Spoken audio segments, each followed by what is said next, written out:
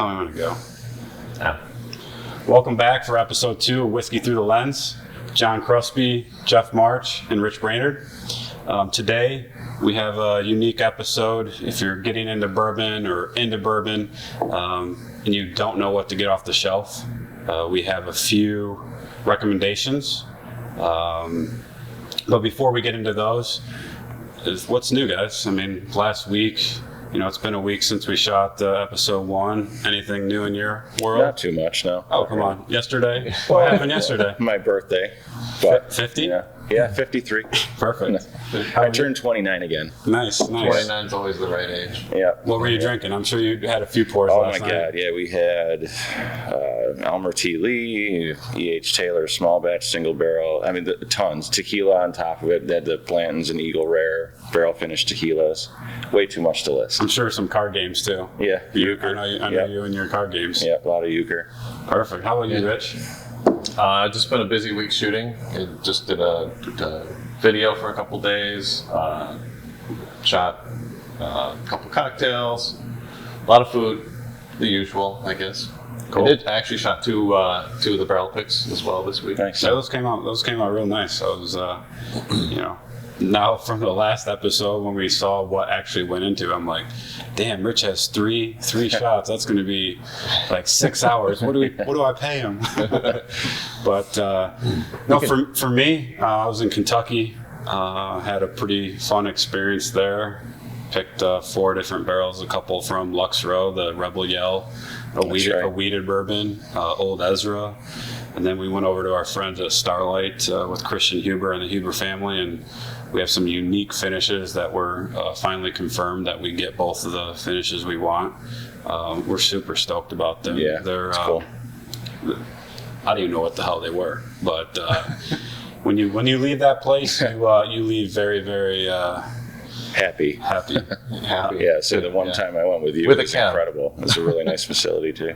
But so now let's get into what we suggested. Why? I guess we'll just go down the row. Why this bottle right here, and tell us a little about it. Elijah Craig was my first bourbon. Really easy to find in any store. It was cheap. It was good. It's kind of what got me into the whole hobby, that and Weller, but that's not so readily available anymore. But yeah, it's just been my favorite since day one. And I mean, barrel picks, all that stuff. It's always good. It's always solid. And it's $30. Yeah, I mean, usually. I mean, this one being a pick, the regular offering is pretty stellar. Yeah. And people don't realize if you do see Elijah Craig picks, it's probably not a 7 or 8. It probably could be a 10, 11, 12. Right, yeah, they usually are older. Some places don't disclose that information. So it is a good question to ask a store if they know exactly what year that is, if you care about year.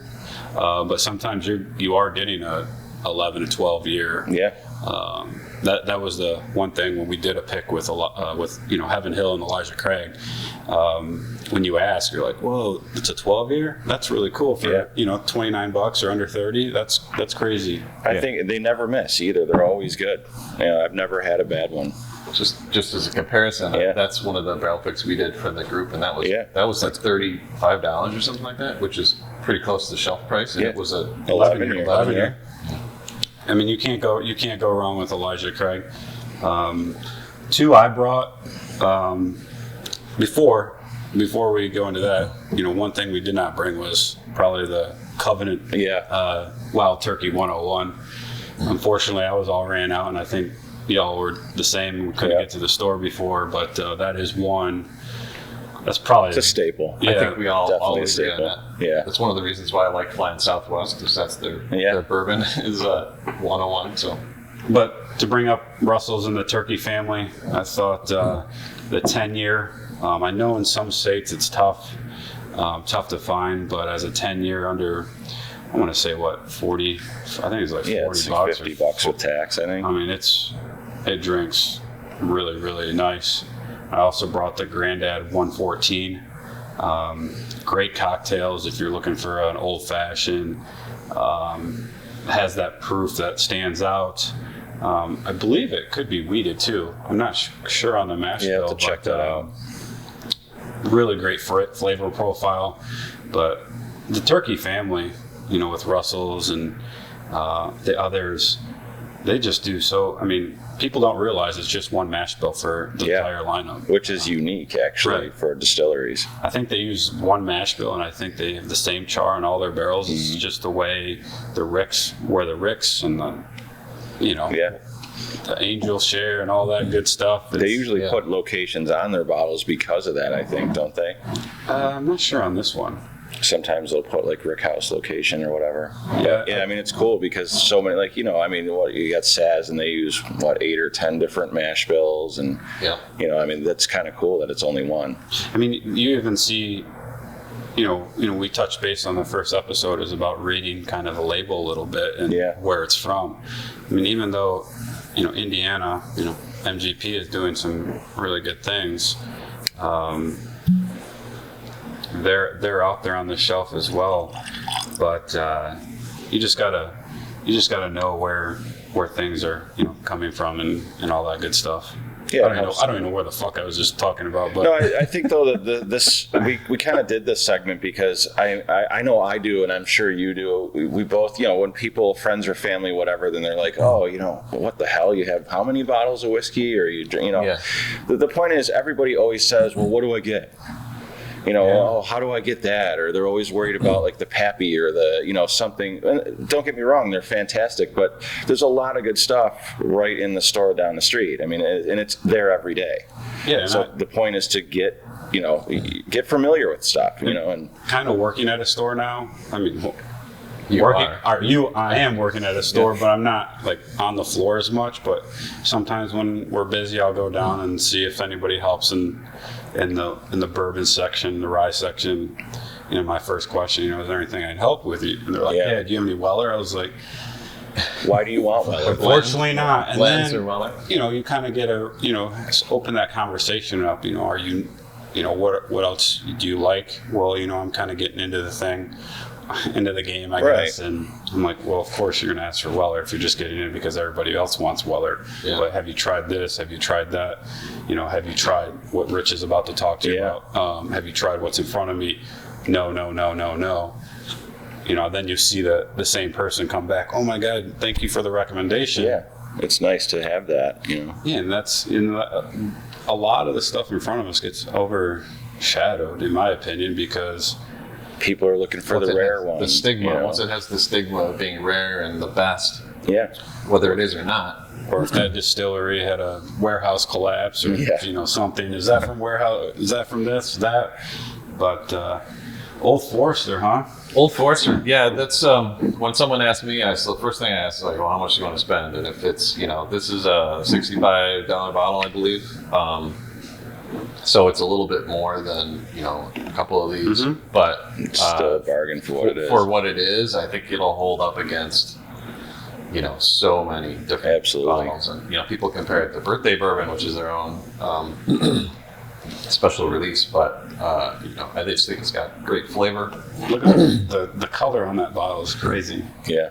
The funny story is someone actually messaged me last night. Hey, I've been collecting 1910 and 1920. Do you know where I can get a Birthday Bourbon? And I replied back, keep drinking 1910, 1920, because honestly, you're not going to find Birthday Bourbon unless you want to pay $600-700. Yeah. And for the value, I've had this year's Birthday Bourbon. It's good, but I'll drink. For the price, how does it compare? Retail. It's what is retail on that actually? Retail is up $150. It was okay. When I think I got my first Birthday Bourbon in 2013, it was like $59.99 or $69.99. But the good old days. Yeah, for sure. And we all wanted to. One bottle we thought was above the rest for the bang for the buck. Besides Wild Turkey that we don't have. Is the Four Roses Select, which we'll do a little review, see what we all think of it. I think it's in my glass right now. Is this in yours? Or? Nope, not mine. Cool.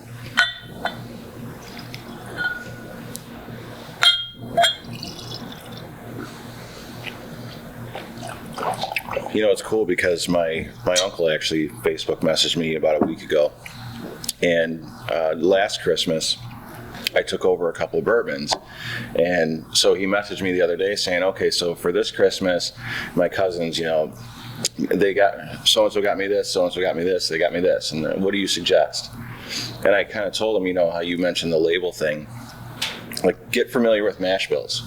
When you come in and you say, do you have any Weller? Well, why do you want Weller? Do you even know what it is in the bourbon world? Like, do you know what goes into Weller? So, because there's a lot of other ones on the shelf that are just like that. We did. Same mash bill, similar mash bill. That's where I was going before with like MGP with their mash bills. Yeah. Like, there's a lot of, if you're looking for a weeded bourbon, just kind of, you know, open up Google.com and kind of type in and do a little research. Yeah, I mean, see what else is out there.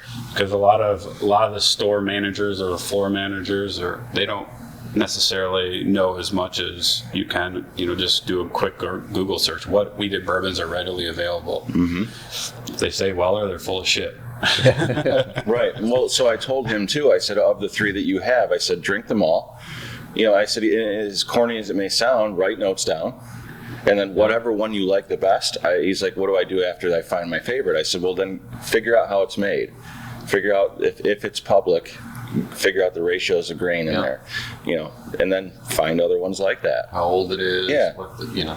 I mean, knowing the whiskey first is a really good cue, because even we all are the same way, that we love rare stuff because some of it's fantastic and it is worth chasing. Yeah. But I know there's some rare stuff out there that I won't chase because I know that the mash bill isn't really my thing. I don't really, you know, I know I'll like it, but I'm not really worried if I get it or not, you know. But then Four Roses. Yeah, Four Roses. Yeah, I mean, I'm biased. Four Roses. I'm sorry, because I've been there several times. I was fortunate to do 3 or 4 picks with Al Young, and it's just even the yellow / now brown label. Yeah.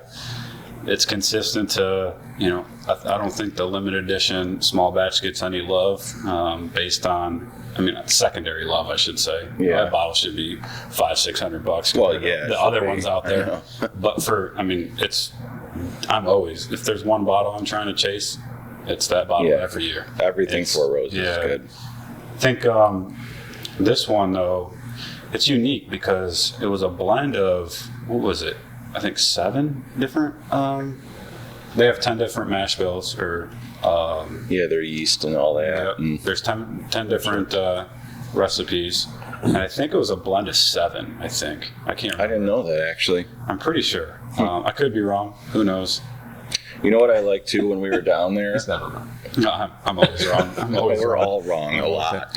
Yeah. Don't take any of this serious. It's not good. We're just having fun. You know what I thought was cool when I was down there with that one pick for you? Was it Mandy? Yeah. Yeah. So when we went outside, we left, and I just decided, I ran back in and I said, hey, you know, what's the oldest whiskey you have on this property? And she says, 25 years. Holy shit. Like 25-year-old Four Roses. How awesome would that be, right? She goes, but they dumped it already. Remember this? And I go, well, I know where you're going. I go, so, is it a special release? She goes, no, it went in the yellow label batch.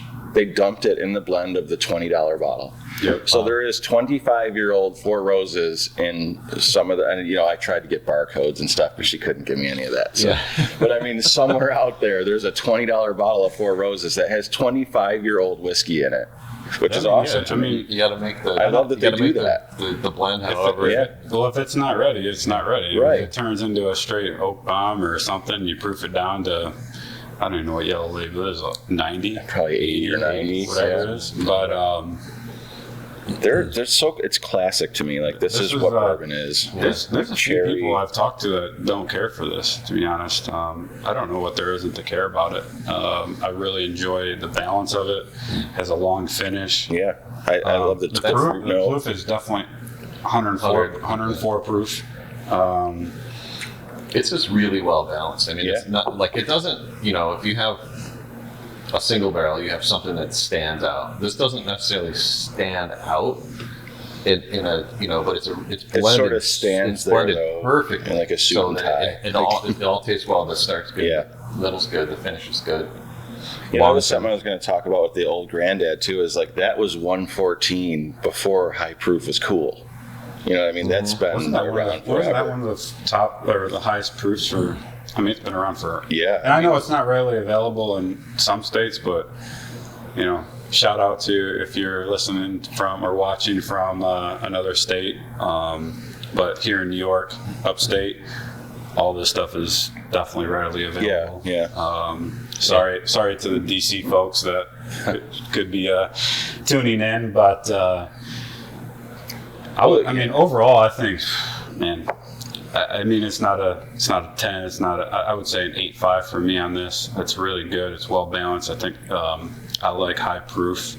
If it stood out to 122 or whatever. Yeah.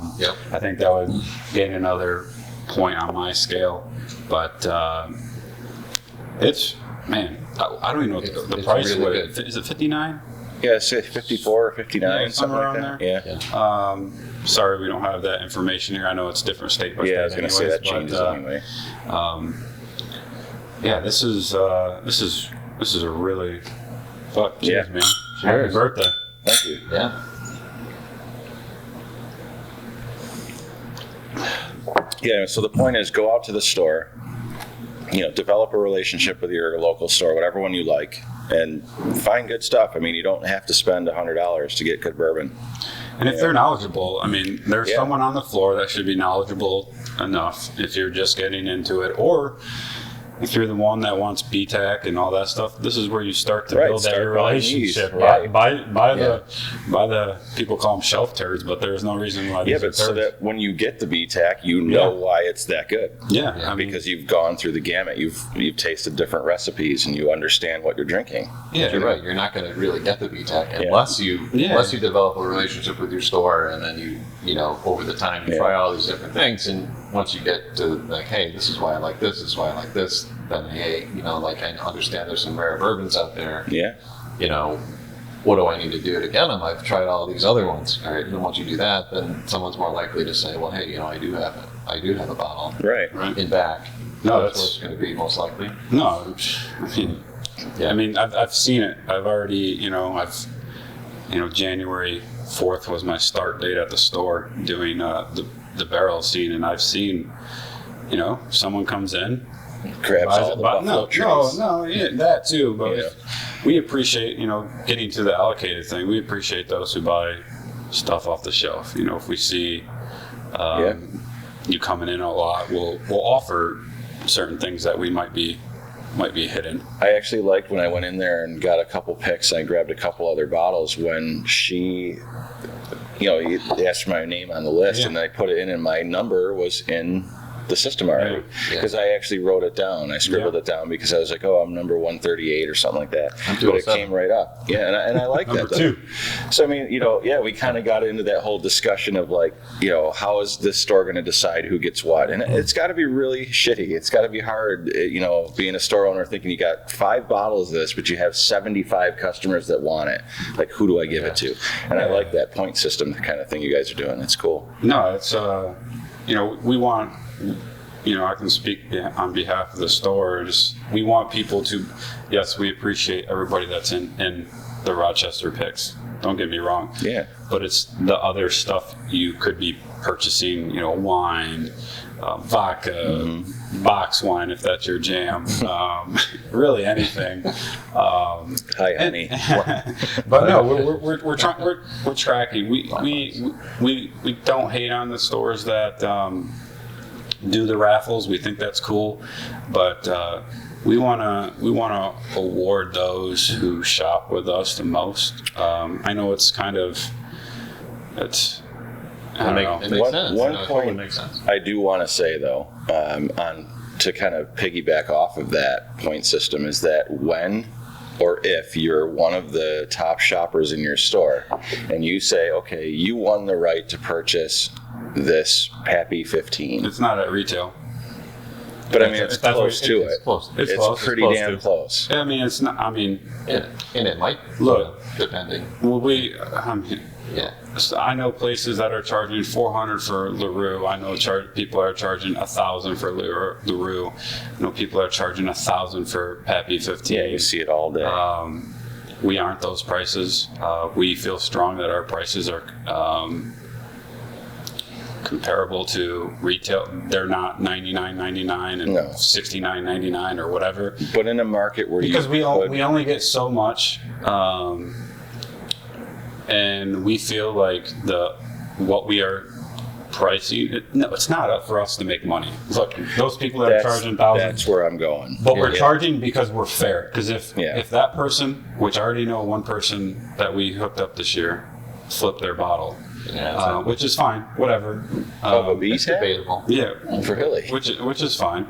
You won't be getting anything next year. That would have been open the minute I got inside. Yeah. From the store. And that I mean, look, I'm not telling this episode isn't about secondary or whatever, but we price ours, I think, very competitively. You do. But that this episode we really we've been drinking.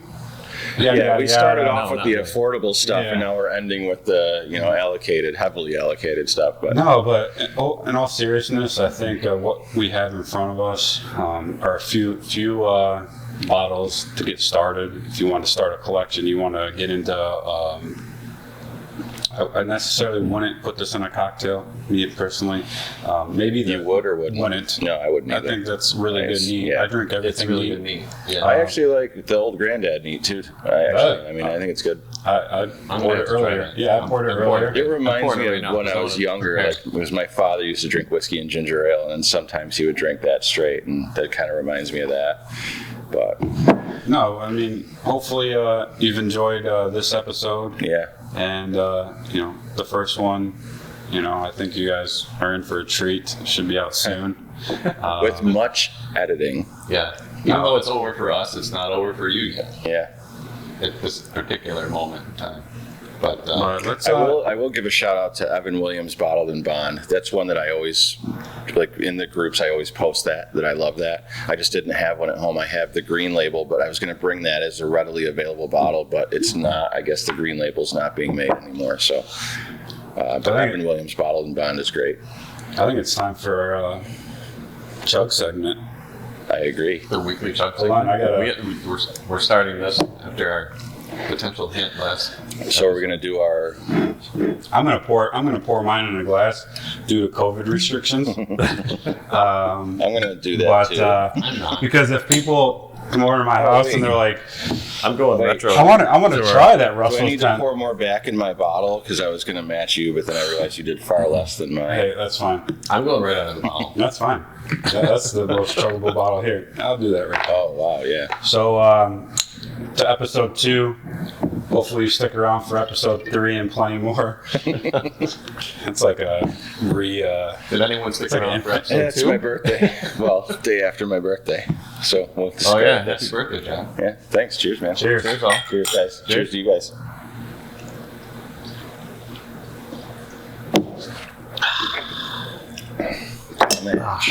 All right. See you next time. Good show. Yeah, not bad. Yeah, which is good. Like, We're getting the hang of it. yeah. It's not I was fact checking the whole time, but I thought it was hilarious.